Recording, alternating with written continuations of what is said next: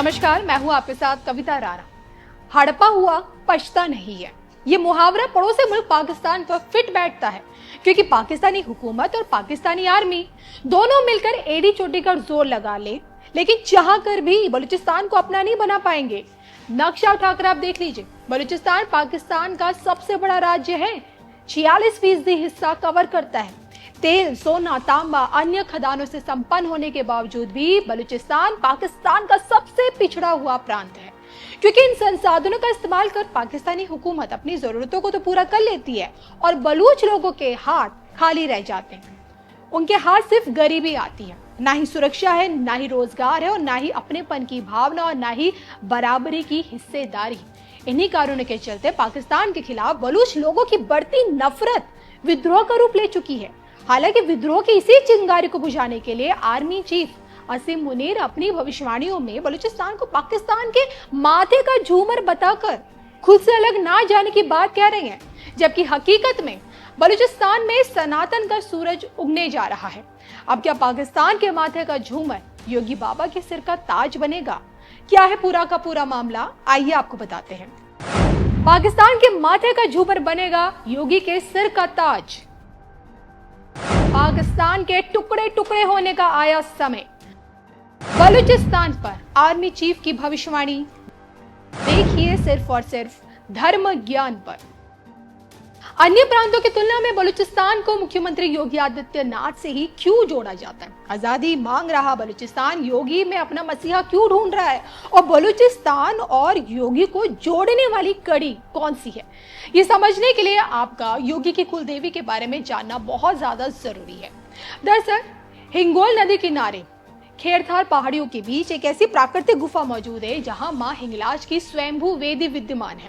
पौराणिक मान्यता यही कहती है कि सती के वियोग में दुखी भगवान शिव जब सती के पार्थिव देह लेकर तीनों लोक में घूमने लगे तो विष्णु जी ने अपने सुदर्शन चक्र से सती के देह के 51 टुकड़े कर दिए। जिस जगह पर सती के अंग गिरे उन स्थानों को शक्तिपीठ कहा गया, जिसमें हिंगलाज मंदिर भी आता है। नाथ संप्रदाय से आने वाला प्रत्येक शख्स मां हिंगलाज को अपनी कुलदेवी के रूप में पूजता है। इस मंदिर से न सिर्फ हिंदुओं की आस्था जुड़ी है बल्कि मुस्लिमों की भी अगाध प्रेम है। आलम यह कि मंदिर की सुरक्षा के लिए बलूच हिंदू 24 घंटे तैनात रहते हैं। जब आतंकियों ने शक्तिपीठ को नुकसान पहुंचाने की कोशिश की तब मां की शक्तियों ने उनके नापाक इरादों को नेस्तनाबूद किया है। तभी तो भारत विरोधी ताकतें इस गुफा में कदम रखने से आज भी कतराती है।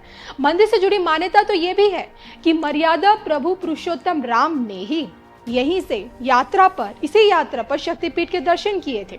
हिंदू ग्रंथों में बताया गया है कि भगवान परशुराम के पिता जगदम्बी ने भी यहाँ घोर तप किया। और इतना नहीं, सोचिए, मनोरथ सिद्धि के लिए गुरु गोरखनाथ से लेकर गुरु नानक देव और दादा मखान जैसे आध्यात्मिक संत जो हुए वो भी यहाँ पर आ चुके हैं।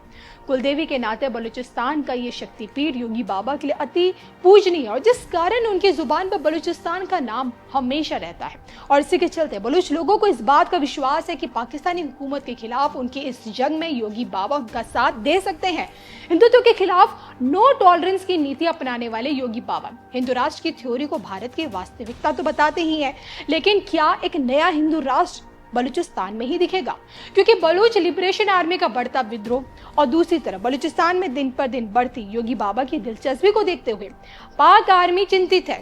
मुल्क के खंड खंड हो जाने और बलूचिस्तान के ईस्ट बांग्लादेश बनने की राह उन्हें डरा रही है। तभी तो सोचे कि अभी हाल ही में पाक आर्मी चीफ असीम मुनीर दबी जुबान में भारतीय सेना को धमका रहे हैं, खुलकर कह रहे हैं कि बलूचिस्तान पाकिस्तान का भाग्य है, पाकिस्तान के माथे का झूमर है और तुम 1500 बंदे कहोगे कि हम इसको ले जाएंगे, तुम्हारी अगली 10 नस्लें भी नहीं लेकर जा सकती। ऐसा कहना है असीम मुनीर जो कि पाकिस्तान आर्मी चीफ है।